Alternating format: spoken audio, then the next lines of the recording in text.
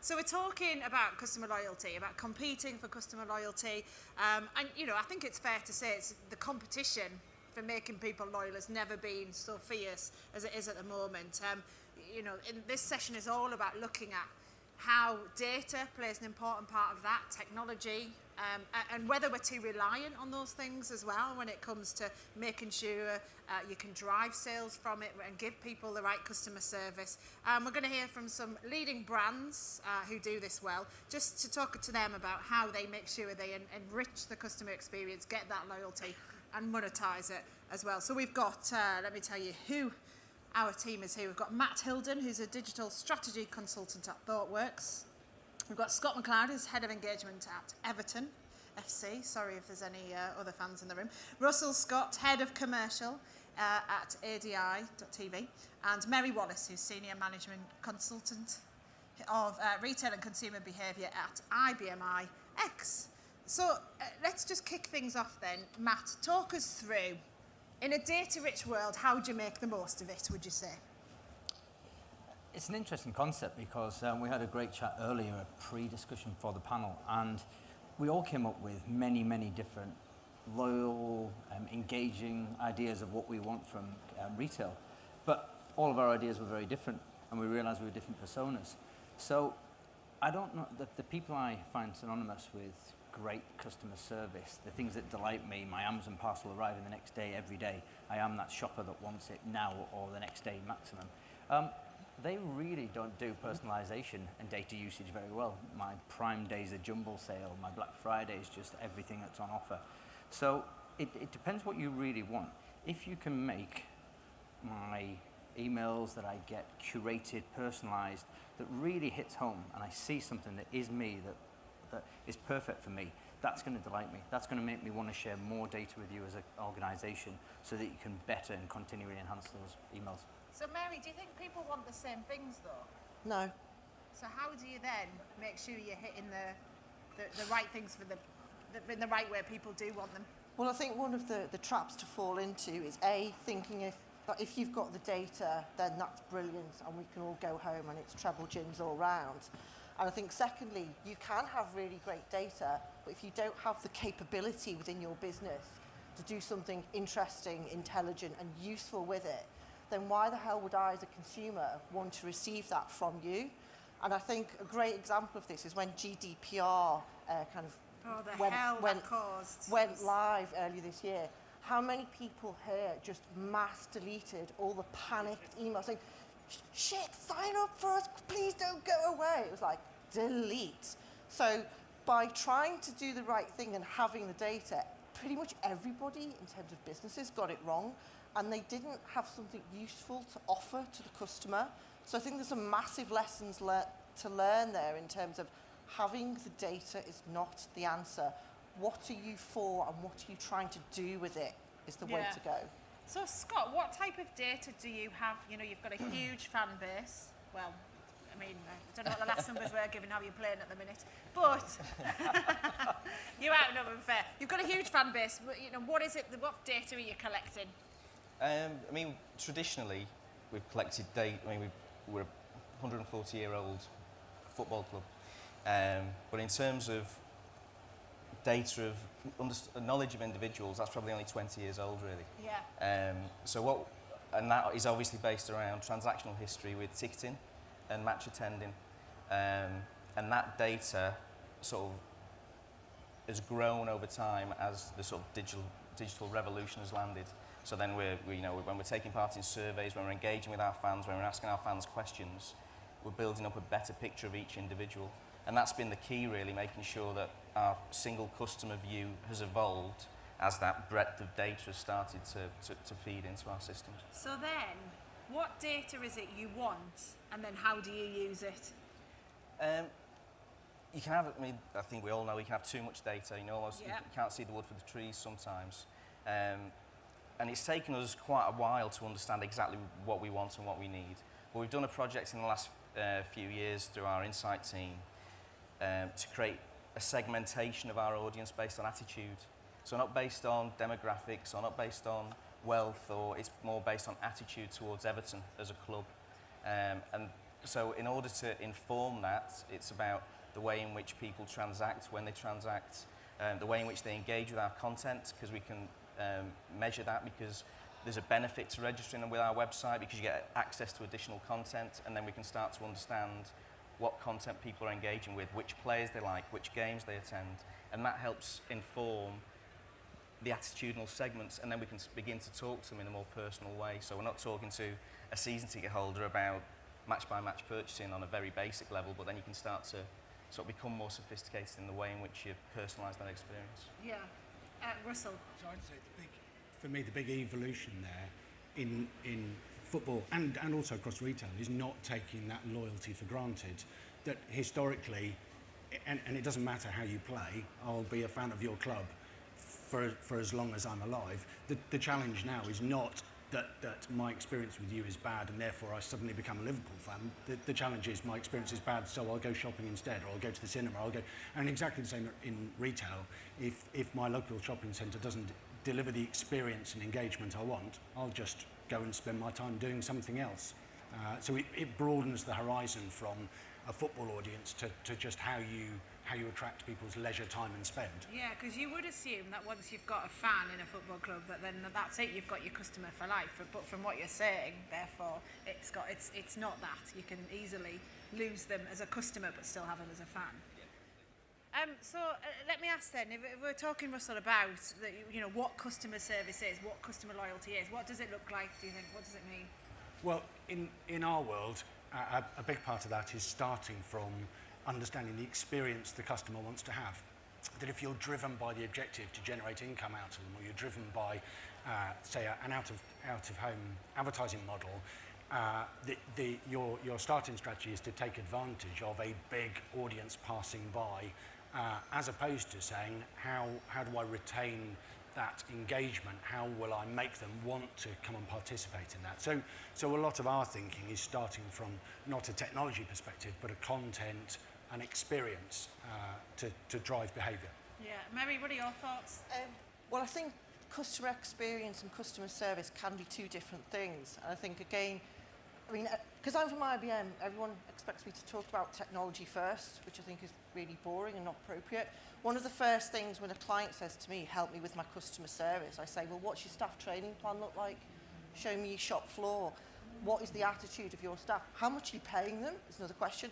Not, let's look at your technology middleware, because actually 100 times out of 100, if a client, whether it's retail or another business, wants to spend a lot of money on technology to, quote Mark, do customer experience and service, it will fail if they don't invest equally, both financially and in terms of their own effort and belief in the staff and the business who are delivering that, whether it's the people who actually really know about what data is and what you can do with it and how you turn that into intelligent thinking in a business to serve your customer, or the people who have, they've got a Saturday job in that store, they need to be just as well equipped as everyone from the board down. And then the second point about experience, again, we do talk a bit bullshit about experience in this industry. If it means let's show you more ads that are geared to someone that looks like you, that's not experience. If it means we are sensitive and cognizant of the context you're in, this morning I'm presenting myself to you as this, tonight I'll be a different person, but would data or a solution recognise that? Does it recognise the group I'm with and the different dynamic and the different things I want to do? So all of those things, I think, again, data and technology is one part of that. We have to appreciate nuance and context as well as that, and location and all those other things as well, because actually that's part of my new value exchange with you as a brand and a business and a football club. Because I do now, as a consumer, have an emerging understanding, obviously it's different for different people, of what that worth is. Because I've got choices to make, because I've got a limited budget, again, depending on who I am. Yeah. So Matt, and then, given your role as a digital strategy consultant, how does that all work together then when you are actually advising people on customer service and how to improve it and how that plays into their digital strategy? I take you back to absolute basics. I totally agree with what Mary said. I'm from technology consultant as well, and I should be sometimes it feels like I should be standing here saying, oh, you need VR, you need AI, you need all this new exciting tech to make your customers loyal and excited to come to your stores. But I don't. I take it all the way back to basics. Customers want the simple things. They want to know what you've got, have they got it in your size or the exact thing you're after, where is it, can I collect it? And we had this with Gap in the US. We looked at one of their biggest pain points, and people were saying, I haven't got the time anymore to come and search Gap stores for many hours. I want an item, I know what I want roughly. How can you create me a solution where I can pick it up on my lunch break, pick it up on my way home? So simply combining the online journey, the e-commerce experience with their stock inventory, combining together so you find the item, you order it, you click, you find out where the local stores are that have got it, you reserve it. That triggered an alert to somebody in store who went and picked it off the shelf and put it aside for you. You can pick it up in an hour.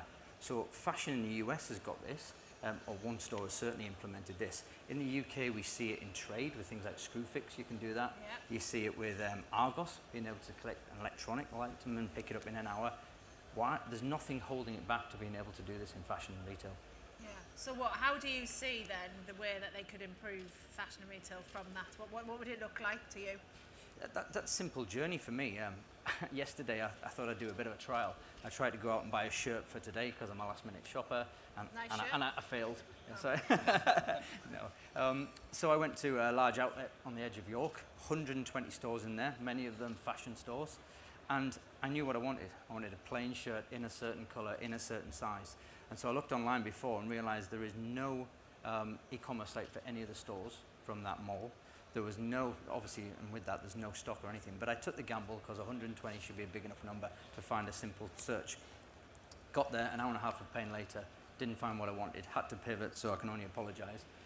And then good colour matching, I like it. Go on. Thank you. And the delighting experience for me there is just a simple search before I go. Save me the pain of travel, parking.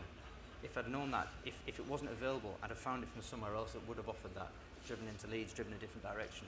But I think there's a big opportunity here for retailers just to get this simple solution right. Yeah. So Scott, then, how do you make sure you give people good customer service? I think Russell alluded to it before. We're really fortunate as a football club in that we have got an audience that is going to be our audience for life, effectively. But you can't assume, as Russell said, that they're going to maintain that relationship with the club. That relationship's going to ebb and flow. Yeah. The relationship with the club can change. The relationship with the team can be one thing. The relationship with the club can be completely different. So from our perspective, it's really important that we understand who we are and then we present ourselves in the right way to the fans, and there's consistency in the way we present ourselves in terms of tone, and sort of when any touch point at the club engages with the fan, we do it in a certain way. So we're proud that we've got the best stewards in the Premier League for 9 years on the bounce. Well, that's not coincidence. That's part of a process that tries to work from the ground up in terms of the way in which people at the club deal with every fan they engage with, and then that builds out into sort of broadband communications and email communications, and we try to maintain that tone. Yeah, it feels then. Go on, sorry. Well, clearly, technology is a central focus, and technology is an enabler for that. But ultimately, the front-end delivery and the customer service either makes or breaks that, doesn't it? So my favourite example in my world is Starbucks. And whatever you think of the brand, at the point at which in this country you went in and they started asking you what your name was when you ordered your coffee, lots of people found that really quite intrusive and uncomfortable. I bought my coffee on Kensington High Street. 3 weeks into that, they knew my name and what I drink. And the footfall there must be astonishing, and yet they managed to cut right through all of that to a personal experience, which I think is incredible. If you twin that with the technology that enables it, it's a complete change in experience for the consumer. Yeah. Mary. I made a face, didn't I? Yeah. So don't give away. Sorry. I think where you're coming from is ease and convenience and simplicity in your everyday life. But I think a lot of the examples we talk about are basically all the big boys and the usual names: Starbucks, Amazon, etc. People who don't pay the taxes. What I'm really interested in, where I'm seeing different ways of thinking now, is in, if you look at what's happening in Scotland with community land ownership and asset ownership, which is coming here. So it's not just people buying the islands, it's people buying the museum shop, of Yeah, the castle cooperative. that provides a lot of employment for a rural area, or a local catering company, or a car park on which they can build something. So this is community, and it's kind of a grey area between private and public, and this came up in the last session. This is now happening in England quite a lot as well. And my challenge to this is, I'm not speaking from a bleeding heart point of view, because I've got no heart, that went ages ago. It's from a, come March next year, we're all in a bit of a pickle in this country, because A, those business models are no longer working. Look at the high street, look at big, profitable, formerly profitable retailers who are no longer here. And secondly, come March next year, when we probably hit Brexit, what's going to happen then? Because a lot of those places that were getting regeneration, using data from big companies like mine, that money's not going in. So we need to use that data that we all currently have to come up with different business models, different ways of setting up businesses, whether it could be, you know, in your area where it's media technology, football, whether it's in retail, whatever it is. Because the current models we have are very limiting and limited. So we have to start challenging ourselves to think of new ways of doing it. And data is one tool, a very, very useful tool that we have of doing that. So my question is, what's next? Beyond retail property, beyond the 5-year lease, which again, limited lifespan. Do you want to come back on that? I know, Matt, do you want to answer that? Yeah, I don't mind adding to that. I think a very, very good point. This limited model that Mary was speaking about, I'm sure a lot of the people in this room are familiar with it. You're talking about 5-year lease of a property, you're talking about annual budget cycles, you're talking about occupancy levels, pound per square inch retail, all those kind of things is not the language that founders, entrepreneurs want to use in terms of trying to start up a new business and create new business opportunities. The small startups and scale-ups that I work with on a daily basis, they want to be judged on 2 years' time. They want to be able to pivot. They want to be able to put a business model in front of you and get you excited by it, deliver something. If it doesn't work, it's not a massive failure. It's showing you that that idea wasn't right and they can pivot to the next bit. And the whole world of financial management and business modelling is not necessarily tying in with how new companies want to start up. Yeah, so it's about more flexibility and then using your toolbox of things, of data technology and your frontline staff essentially to carry this through. So, Russell, then what? There's a lot of challenges here, aren't there, in actually delivering this. So, how would you, for example, in your business, try and weave through all this? I would look at an interesting example. Look at retail, not in the huge destination centres that are building where they're delivering experiences as much as individual retail. But look at the other end of the scale where it's been potentially slightly left behind, and look at areas like High Street where taking ownership, not from the big corporate groups who are there for a limited period of time, but taking ownership in local communities to build something that's sustainable. We've done a really interesting piece of work with Blackburn Town Council where they're creating spaces for shared experiences. So we've enabled that with technology, with big screens, really simple content management systems that allow them, without lots of expensive skills, to be able to run that, to promote local businesses, to have a positive discrimination for businesses that will retain spend in a local marketplace, and then create something which I think is different from how do I differentiate myself from people sitting at home to watch the football on the telly or to watch content, to actually deliver something that draws people together and create a sense of community. So when the big screen got launched in Blackburn, the first weekend, they had the FA Cup final and they had the royal wedding. And they had a packed town centre. I'm not sure how much overlap there is between those two audiences, but they had a packed town centre of people sharing that experience together. Yeah. And incidentally, income being generated for businesses around that square, not a starting point of, we need to drive cash out of this. Yes, which comes back to one of the earlier sessions where we were talking about it's about integration. If you're going to open up new retail, workspace, cultural centres, bring in the local people to be part of that as much as you can. Don't just force it on them, and it's that collaboration, isn't it? So, so coming back then to actually using data, how would you get that balance between having lots of data to make things more personalised or whatever you think is the best use of it, to actually not making sure that people don't feel exploited by the data, because that's, you know, I regularly on the news recently have been talking about various cyber attacks and hacks, and people are quite aware now that if they give you too much, that's also a lot that can be stolen and things like that. So who wants to pick up on that? Scott, do you want to? Well, I mean, we're in a really fortunate position in that if we don't have people's data, they go mad.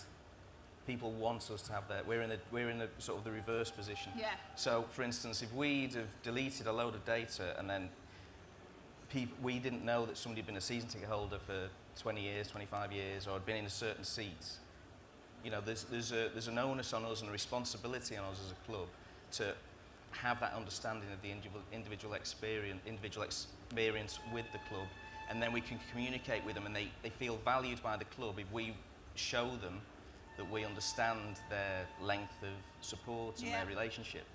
But equally, we have commercial partnerships, and we have to tread a very fine line between utilising that data in a way that benefits the fans, rather than falling too far the other way where it might benefit the sponsor. So, you know, sponsors sort of eager for us to push out to our audience messaging that isn't appropriate, or messaging that sort of doesn't fit with where we are in terms of our values and sort of where we position ourselves. So we've got a different sort of moral dilemma. I mean, that must be hard, Matt, to try and walk that tightrope, I guess, of making money from it but not annoying everyone. Yeah, about 5 or 6 years ago, I was working at the cooperative group, and co-op is synonymous with ethics and high morals. And we looked at how we were going to launch their first digital solution. And we're looking at the food stores, what they need out there. We looked at a lot of their competitors, and one of their high-end competitors, high-end food supermarket, had 3 pages of registration form to sign up for their online. Every bit of detail that could possibly capture about them. And that paved the way for us to come up with something called progressive personalization. And it was a mantra that we kept and believed in throughout the whole design of the digital solution. We would only ever ask the customer for data if it was to enable the next feature that we were going to launch onto that product. So from the first thing we put live, all they needed was login and username and password. If their username was clubtropicana@hotmail.com, that's not mine, by the way, it's okay. I didn't need to know it was Matt Hilden. And then the next thing was, because it was food and alcohol deals and things, the next thing we did 2 weeks later said, we need you to tell us your date of birth so we can continue advertising alcohol deals to you. We need you to tell us your address so we can show you where your local co-op stores are and the deals that are on offer at your local stores. So bit by bit, showing the customer what they're going to get if they give you their data. And I guess with that comes trust then, Mary, if you're slowly taking information rather than just going, tell me everything. Yeah, I guess it's moving away from the kind of the panicked January sales, I need everything off the shelf in terms of data approach, to being really clear from the start as a business. Well, what do you need this for, this data? What's your data strategy? And how is it benefiting both your customer and the business as well? And I guess it's creeping trust. Actually, no, that sounds creepy, doesn't it? But it's like a growing journey of trust almost. So like you were saying, it's kind of at each stage showing the value that the customer and the business is getting back from that.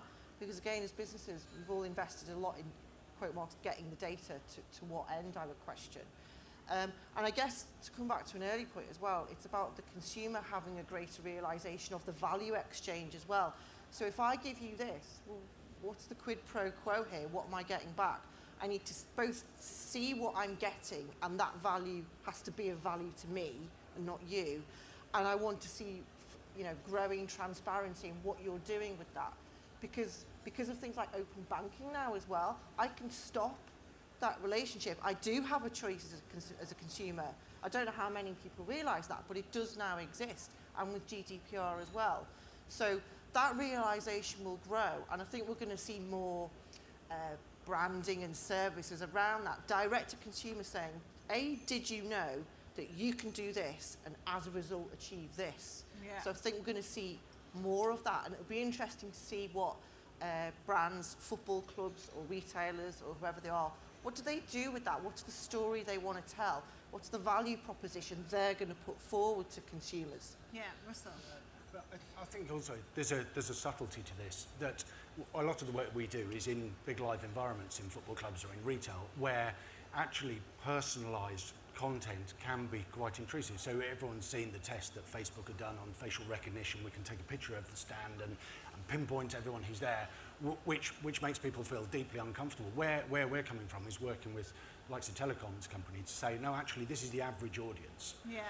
And be able to shape the experience in a more positive way without it being jarring. So I saw an interesting example. I was in a big retail environment in a food court the other week, and they'd stopped the advertising on the screen and they'd put some content on there, some music videos, because it's engagement content. It was 10:30 on a Tuesday morning, average age was probably about 65, and everyone there was trying to have a conversation over the top. So, right idea, badly executed, versus actually at that stage, had you said, you know, I can see average age demographic, so I can tailor the experience to the audience in a positive way. Yeah. I don't think that's jarring. I don't think people sit there and feel like that's intruding on their privacy. It's a better experience. Yeah. Let's open this out to the floor. Is there anybody who wants to ask a question at this point? We'll just get some lights up to see if there are any hands making their way to the... If not, don't worry. There's one. Good spot. We'll just get a microphone to you so there's one heading round now. Just over here. If you keep your hand up in the air for me for a sec. Yeah, there we are. Just hoping this Lovely. turns on. Thank you. Hello, I'm Priya. I'm from a company called Raccoon. We are a startup. So whatever has been discussed here is really fits with what we are trying to achieve. And I'm not promoting my company here, but I think everything, as you said, progressive customization, I think that's the way to go. I think other thing that we should also look at progressive deletion of personalization as well. So we should not hold that data any longer than we need to, just like right to forget from Google. And again, coming back to the how people engage with a particular brand, it should be driven by, I think somebody mentioned location, and I think the missing factor here is intent.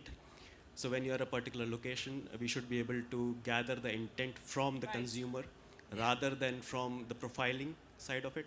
Because I might be doing different stuff, as I think Mary mentioned initially.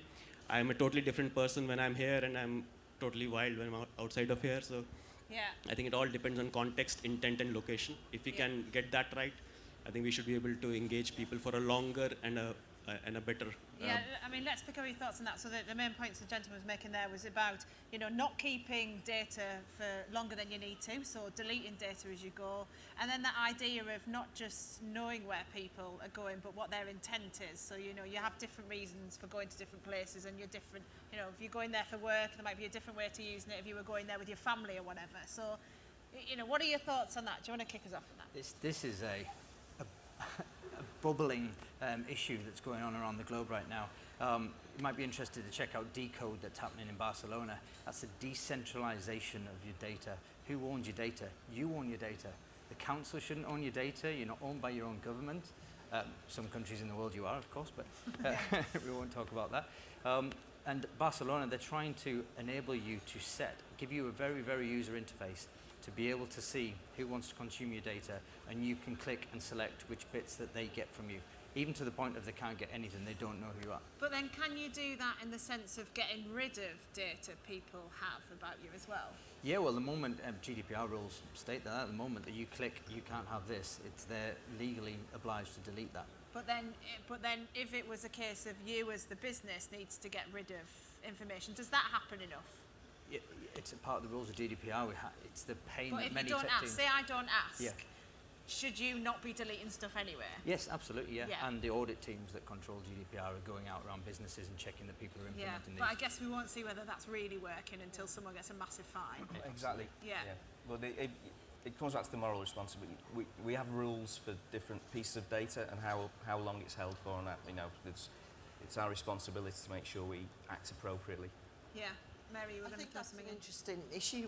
The word morals come up a few times now, and data is political, because whatever data you're supplying or not supplying as a private individual does have ramifications on, you know, future activity or future things that can happen to you, depending on who gets hold of it. Now, at one end of the spectrum, speaking as probably the second most patronised group, which is middle-aged women, the other most patronised group is people under 40. That data is actually used against me so many times. Everything from just seeing an advert for Tenor Lady in Facebook, thanks, to assuming I have children, to assuming I have a certain point of view, which makes me want to say a bad word right now, which I won't. But then the other end of that spectrum is something quite a lot more frightening. So we mentioned facial recognition before. Now, I don't know if a lot of you know, but facial recognition is now being used to assume your sexuality and even your political leanings. Now, tell me that doesn't slightly frighten you just a little bit. Who's doing that? Facebook is doing that, but people associated with Facebook that, you can guess who they are. So if you're not a bit concerned by that, well, you should be, because without getting too political, the way the world is going, we as citizens and consumers, because we're both, we should be asking those questions, because we do have tools at our disposal to rightly interrogate any company we like. Now, I don't know who else we can ask those questions of, but those things exist. So we should be starting to answer those questions, not just in terms of the business models that I was talking about before and doing new things with that, but asking questions of others as well. Yeah, go on. It's a fine line though, because the facial recognition, I'm with you by the way, yeah, it scares me as well. But in a Chinese airport recently, a customer was on the last call, they were looking for one customer. Facial recognition found them in a shop in a certain area of the terminal. They found them, told them you're late for your plane.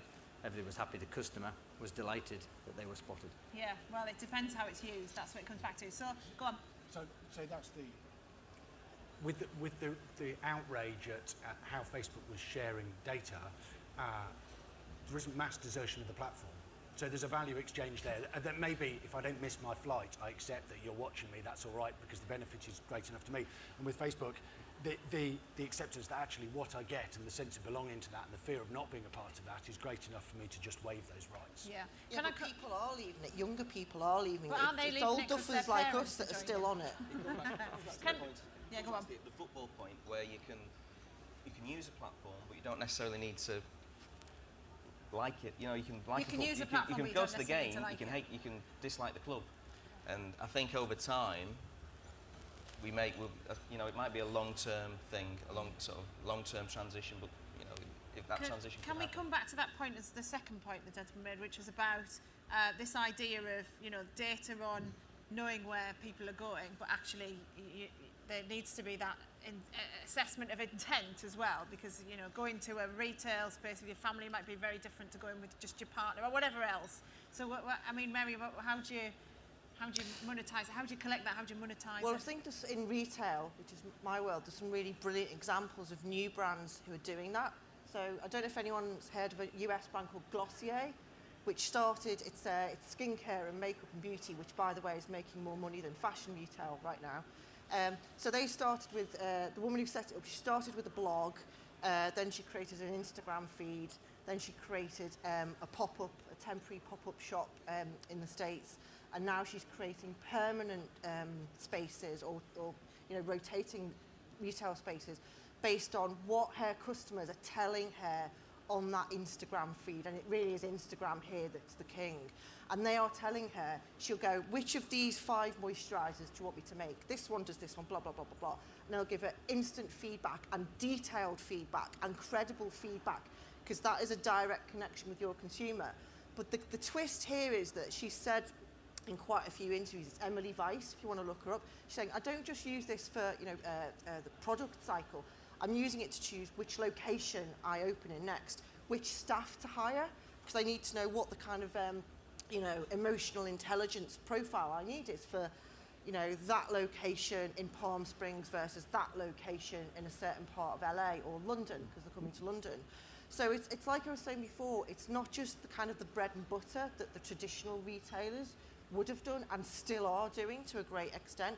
It's understanding the new behaviours and the new needs as well. So I do want to go to a physical retail space today, but that is not a shop. I want to go to, another example would be what Matches online fashion has just done with 5 Carlos Place. So Matches were a pure play, high-end fashion retailer in this country. They've just opened, I don't know what we call it. It's a space which has art and political debate and food and all of this other stuff in it. You can also buy a £600 skirt in there, probably. Not on your wages, Steph. I'm a BBC woman and I'm Northern as well. So. Yeah.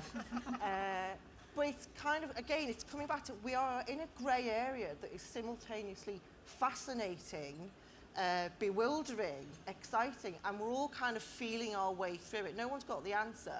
You know, hopefully someone like IBM has got the tools to work our way through the answer. But I think that's what's exciting. No one's got the answer, and we're kind of all working it out together. Average basket size is £40,000, by the way, at Matches. Is it? Yeah. What? Average basket size, £40,000. My goodness. Go on, Russell. It's interesting when you talk about blogging, and a lot of the digital platforms are specifically engineered to drive engagement, to get feedback. So one of the challenges here is to be able to listen to your customers and understand how they're feeling, what experience they get, what they want. And if I look at media, it's very difficult to have right to reply to BBC or to historically to newspapers or to regional press. They deliver the message that they believe is right, and you receive it. And if you don't like it, you can write them a letter. Yeah. And they may or may not. Whereas on a digital platform, it's soliciting response and engagement, and the new generation of communicators there are rewarded by that engagement. That's where the value is. That in a retail environment is very difficult. How far removed are you as a decision maker on strategy from the end customer experience? And if the customer is not getting what they want, presumably your first sight of that in most cases is either a reduction in footfall, or maybe exit interviews once every sort of 3 to 6 months to get some feedback. Yeah.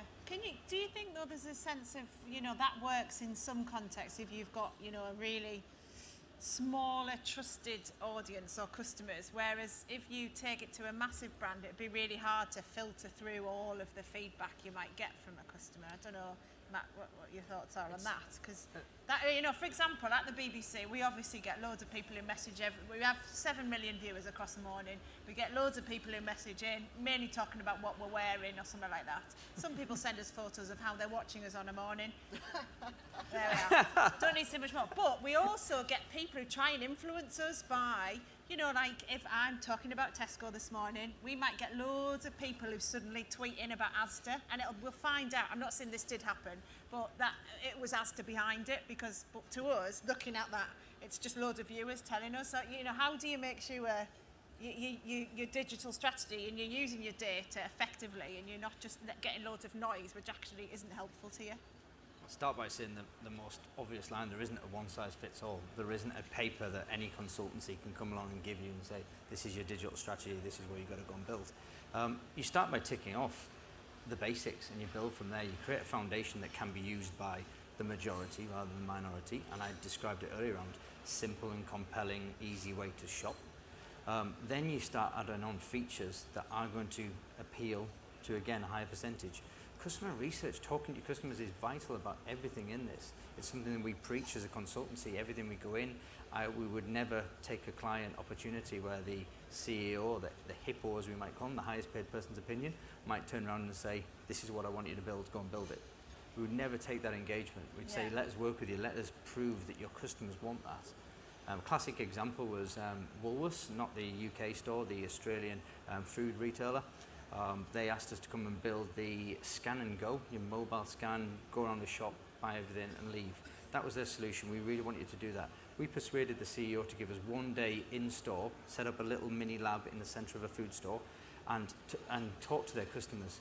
And in the mind of the CEO at the time was, if you build me this, it's so easy for families to come in, grab a few items, leave quickly. It's so easy for someone walking the door to come in. Have you tried that? There's a lot of UK companies now are still trying to push for this scan and go option. Mobile phone in one hand, briefcase, handbag, small child, dog, whatever it is in the other hand, opening a freezer door, carrying a basket. Yeah. I'm not an octopus. It's absolutely impossible. And by the end of day one on that experiment, 100% of their customers said, we don't want that. But then day two was, so what would appeal to you? What have you come shopping for today?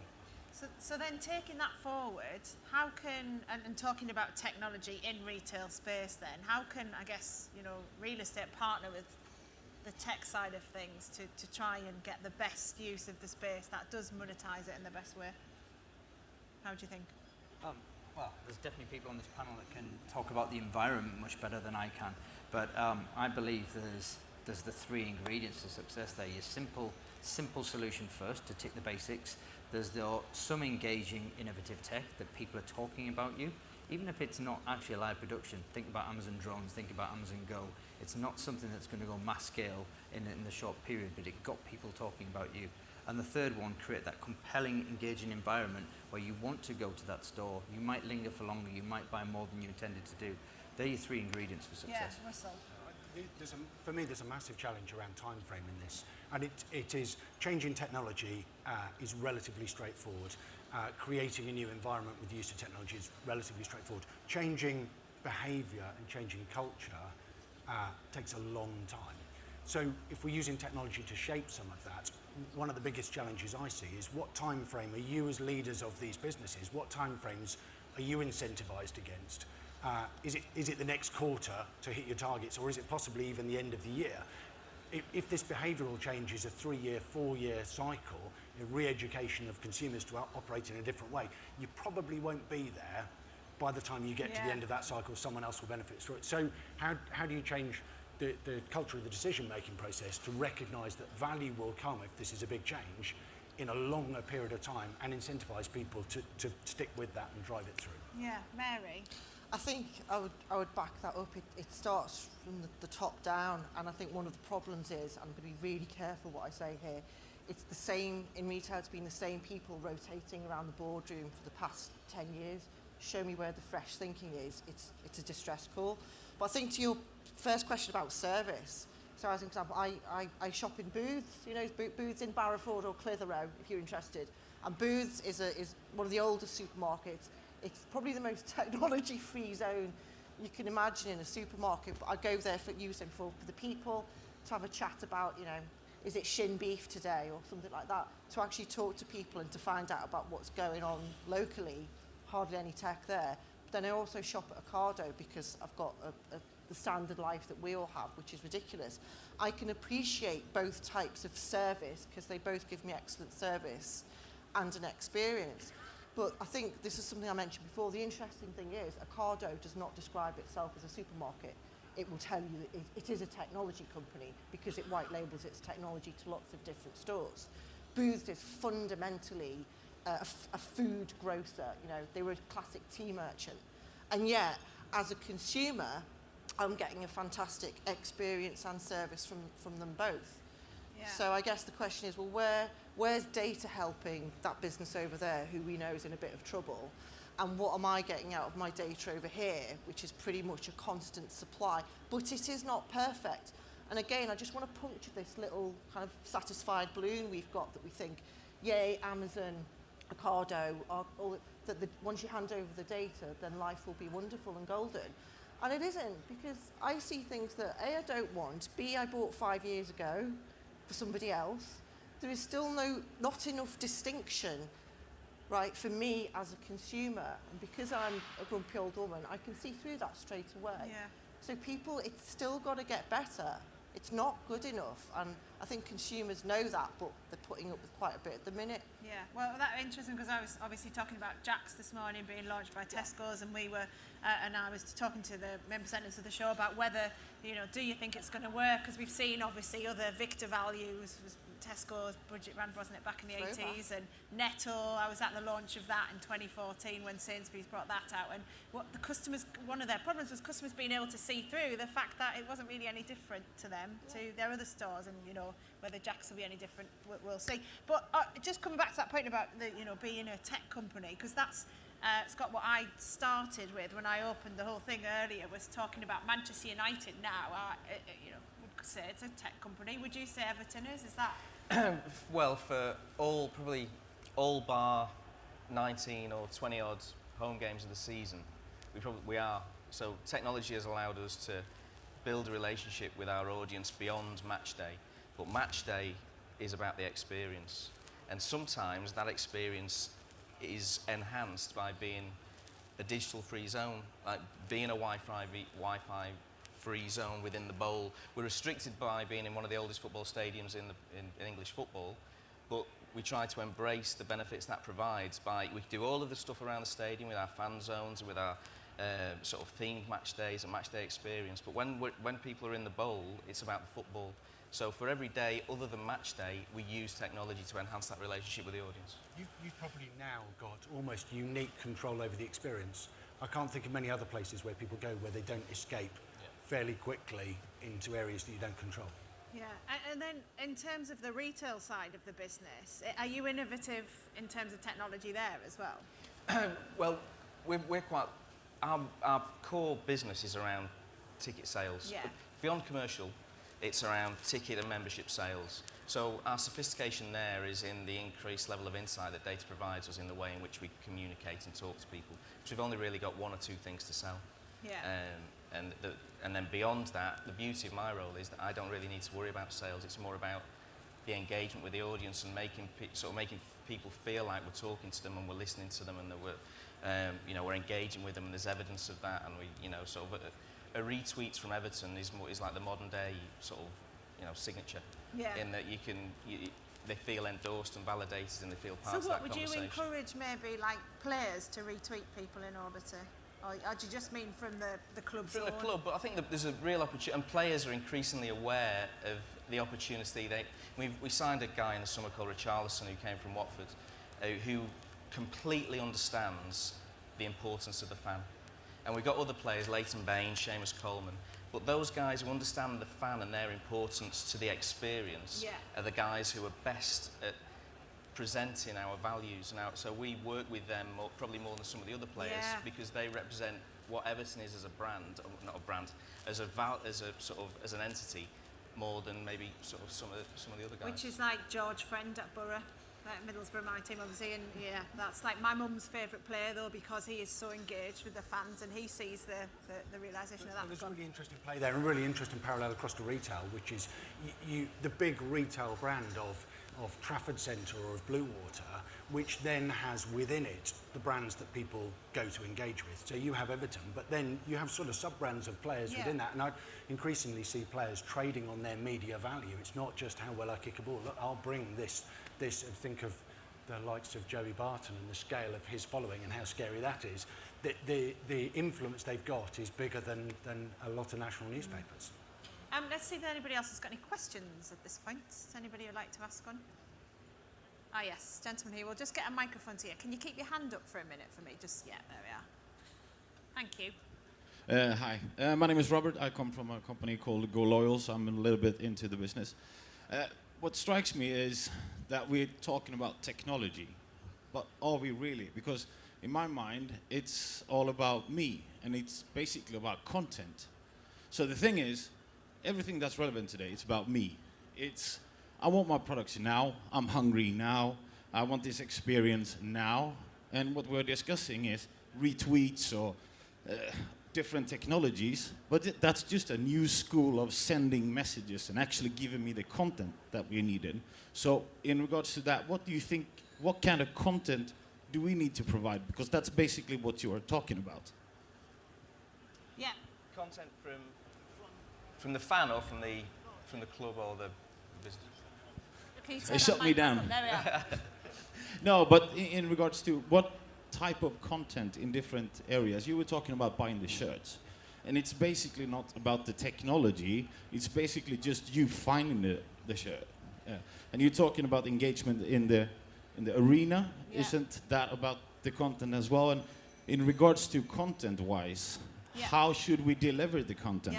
It's not about the retweet, it's not about the Wi-Fi tracking or beacons or whatever.